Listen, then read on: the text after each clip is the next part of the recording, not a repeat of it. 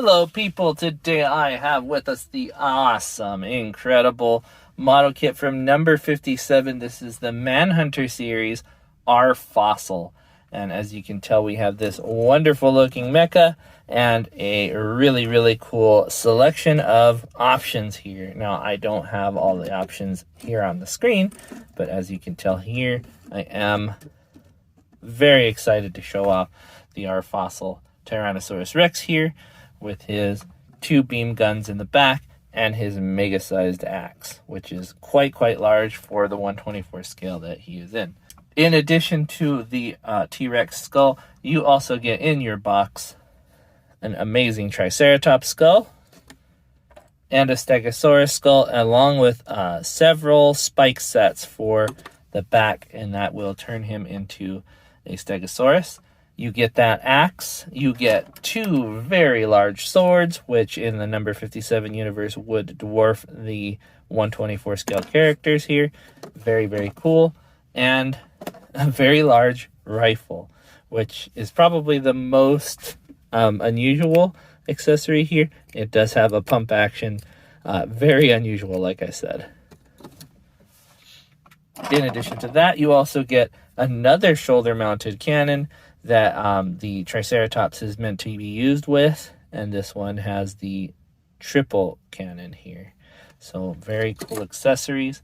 If you pre-order early enough, or if you got the first run, you actually get another set of hands which have articulated fingers on ball joints, whereas those are not ball jointed. So each of these actually moves individually, and you have a hinge at each fingertip as well. So another really cool bonus, and you do get two of those per box. That is a lot of stuff. You also get some really cool accessories like these ones here, and I will show you what these ones are later. So don't forget about those little things.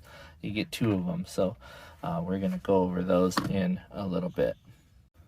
So you see what all it came with. I'm going to go ahead and show you something else that I got.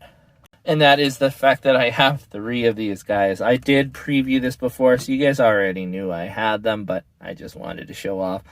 So yeah, I have the T-Rex, I have the Stego, and I have a Triceratops, which is such a cool combination of three of the best dinosaurs ever, even if they don't look exactly like their realistic counterparts. They are so cool, and they are actually piloted. I will show you on the screen what the pilot looks like, and later on I will take him out of the cockpit and show you what exactly that all looks like.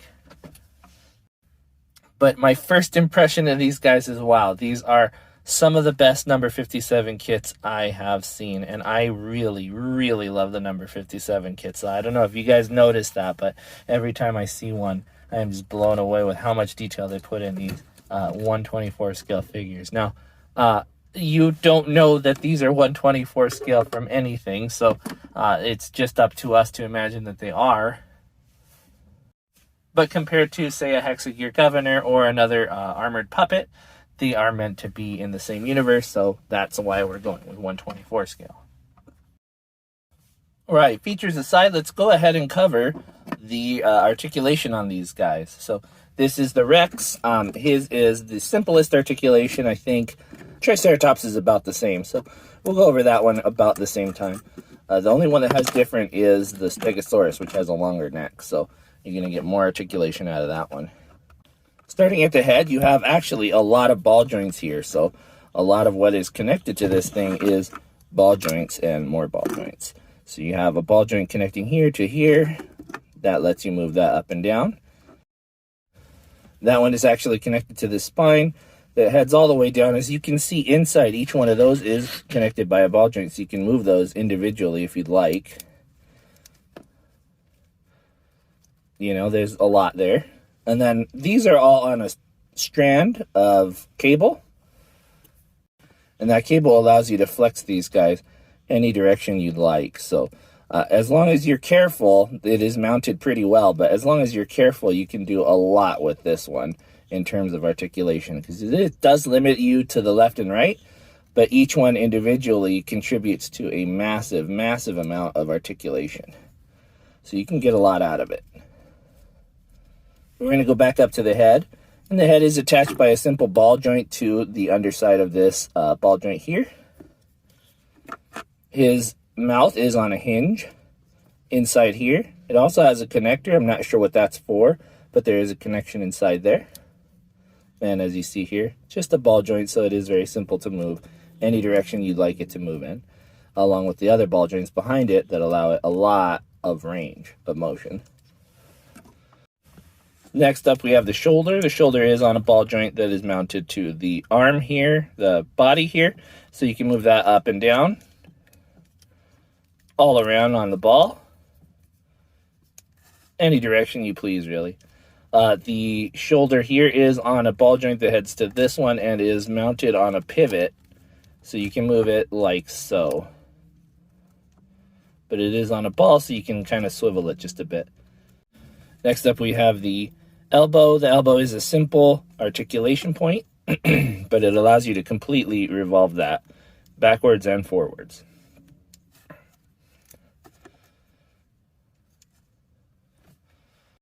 The hand here is articulated at 4 points, so you have the 2 claws on the bottom are synced together, and each one of these can be moved individually. And you also have a point of articulation here, which I forgot to mention, that lets you articulate the hand around. This is also how you detach it. There is, on the inside of this, a key that you pull this one out of, so it's not just a straight hole. There is a key there that you have to make sure you line up if you want to attach and detach this part.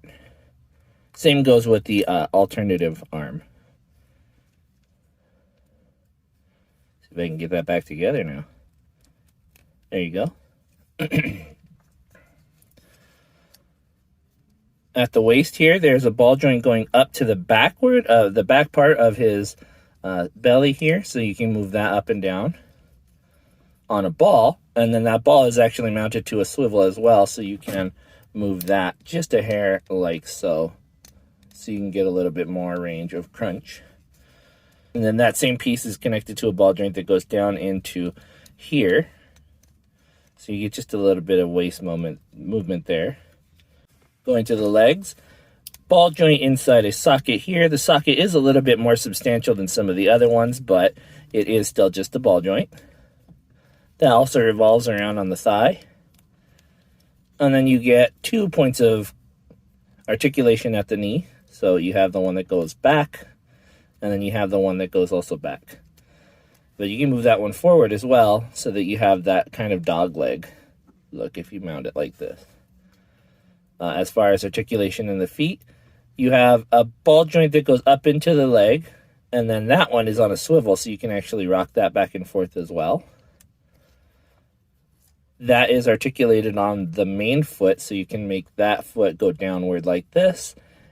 And each one of these toes is articulated as well, so you can use it as a claw. Very, very cool. And if you hear that, that's actually the pilot, which I can show you in just a second here. One of the really cool things about this set is this all comes off in, relatively speaking, one piece. I haven't tried to do it yet, but I'm going to just do this here to show you guys what that pilot looks like inside. There he is, hidden amongst the rest of the workings of this mecha. Little tiny guy. Very funny, very cool. I can wrap this back around him and get his neck back on. I'm sure he wouldn't want to go into battle without it. There you go. I did mention there are 2 different backpacks. The backpack number 1 is ball jointed together to this, so you can move this any direction you'd like with the 2 cannons.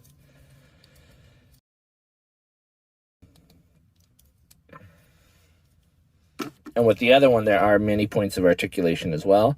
Ball joint to the socket in the back. Revolution there as well, because it is a ball joint. You can move this one all the way back and forth this way. And then this one turns right here. And this one goes up and down like so. This also spins here at its axis, but that's just because it's a peg. Simple as heck.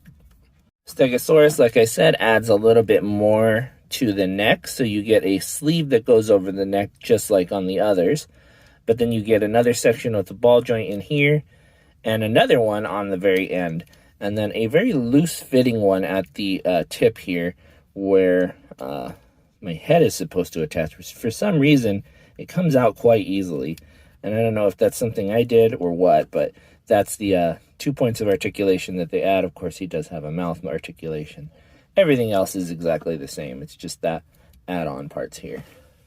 If you did notice, the Triceratops actually has one of the alternative hands. I kind of want to put both of them on him. I haven't decided whether I want the claws or the hands, so we'll see later on down the line. But like I said, that does include a ball joint here and a pivot point here for each of those fingers. So it's not a lot extra, but it is something. And those are very, very articulated. I really like them. Very able to hold things too, which is very cool. Much better than the claws do. Now I'm going to go ahead and show you a size comparison. I will leave these two out here so that you guys can compare the sizes. Here is a high-grade Gundam in 1/144 scale. Obviously, it would be much bigger if it was in 1/24 scale. It would be way too big even for my little room here. Also 1/144 scale, there's the Alto, which is about the same height as these guys, which means that these guys are pretty huge for 1/24. My 1/100 scale frame arms Jinrai standing next to these guys. It looks like they could be in the same universe, I think. They have the similar look in certain ways. I think the hollowness is what does it for me. The empty gaps there always make me think of something primitive. Frame Arms Architect, looking like she would not want to have a fight with these little guys. And the first of the in-scale units that I'm going to show here. This is Hexagear Nero, and as you can tell, he is kind of dwarfed by these guys. They look like they would have a lot of fun bullying him. Like I mentioned before, the swords on this thing, they gave you 2 each pack, so look at the size of that thing. It is the same height as he is, and he is a little bit taller than the average governor. But of course, my 1/100 scale Alex Gundam is always going to take the cake with the size comparisons on some of these things. Until I get to something that's also 1/100, I think he's going to stay the biggest. And here is a size comparison between the other Manhunters. There is the Manhunter Grave Frog, the Deep Sea Striker, and of course the R Fossil. So far these are the 3 that have come out. There are 2 more in process. There's the Bear that are coming out. I don't know what their names are going to be yet. I forgot. And there's the Wandering Soul, which is a fish. That one's going to be so cool. I hope it's small like this guy because he feels kind of left out now that these guys are ganging up things. You can tell this one is about the same size as the R Fossils, just in size of, in terms of bulk, he's a little bit bulkier, but not as tall as they are. Here they are beside the number 57 combat type. He would have his day in court here with those guys. I think they would definitely have the advantage over this little guy. Now, if you remember, the Yui is just a hair shorter than the normal up-armored versions of the number 57 armored puppet. But here is a nude armored puppet. There is Yui compared to these massive guys. Like I said, they would not want to tussle with them, I don't think. Now, with those 3 out of the way, I wanted to show you guys, and this is what I normally do at this point, is to show you guys all the extras that you get when you open one of these boxes. Now, what I'm going to do here is I'm going to show you what you would get when you made all 3 of these in 3 different boxes. There are quite a lot of things, so let me just show you here. Yeah, then you get 3 extra skulls. I mean, you get a lot, so that is a lot of weapons. That is a lot of accessories. These things, they come in black and in green, so you get a blackout version, whereas the one that I put out here was the green. That's for the early purchase too. But the blackout one looks actually really cool, so I like that. I'm glad you get both. But man, that is a lot of stuff. You get 2 backpacks because one of them is wearing it, and you do get those green parts like I said. Lots of these spikes. They are incredible. I love them. Just so much stuff. There are a couple of shortcomings on these kits. First of all, it is very difficult for them to grasp weapons. Even something as simple as this, they could have used a peg system to hold on to it, but as it is, if you don't lock it in place, it just slides in and out here. There isn't anything to grasp on. If you slide those in far enough, it does kind of hold it, but you could tell it wouldn't be hard to pull it right out. Another thing is that they do give you an extra wire in case you mess it up.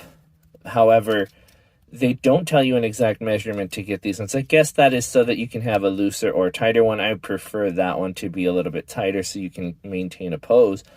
But honestly, that one is a little scary to put together for a first time. I think they could have made that a little bit easier with a more direct measurement on it. And I think the last fail point on this one is actually the gun. It is pretty cool that you have a weapon like this, a long-range weapon, even though they do actually have them already.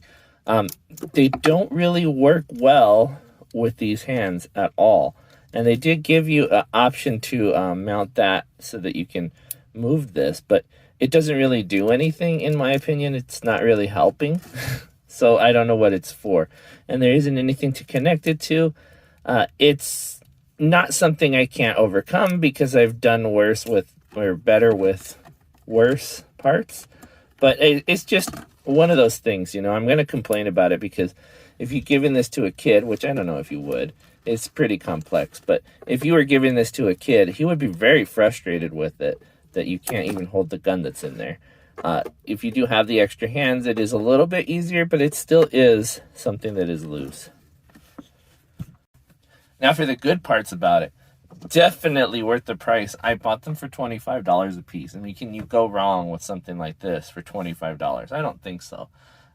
In contrast, something like the Hexagear Governor Bump-Up Expander was about $50 with all of his accessories and kind of resembles this one, actually. So I think for half the cost, you get quite a lot of kit. It is a really cool, really standout unit. So I really loved building it, and I think you will too. Another good thing about it is that it is from an established brand that we now know is really cool, and I don't think they're going anywhere anytime soon. I think they're going anywhere but up, actually. So hopefully they do continue doing their good work.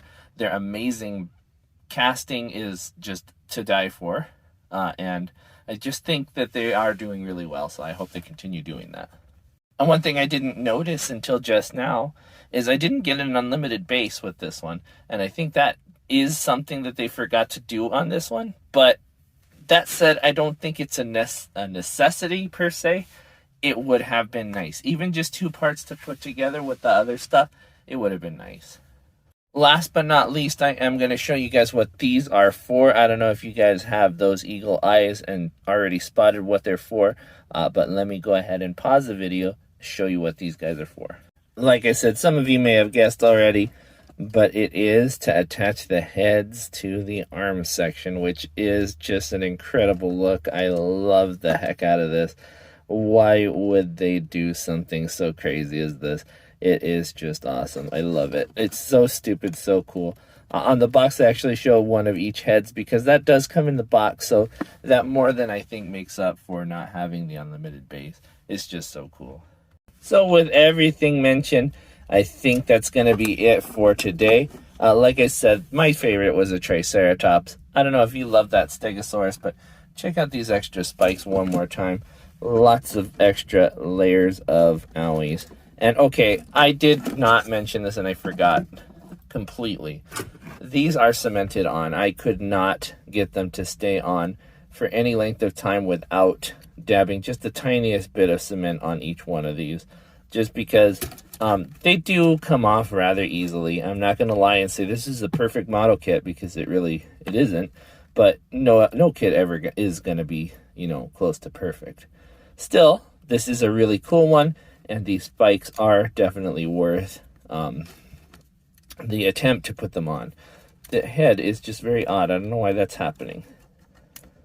Like I said, there is that little pilot again. He wants to say goodbye to you guys as well. And man, I just love this thing. I love the way these look. They are just so cool. Definitely purchase one if you are looking for something that is out of the ordinary. If you have made some governors or Exegear armored puppets before, if you have made some armored puppets before, definitely something to add to your collection. I really, really do think that you would miss out if you didn't get them. But that's going to be it for today, guys. Thank you so much for watching. I appreciate all of you. I will see you guys next time, or you'll see me, but more than likely you will see my stuff. Bye-bye.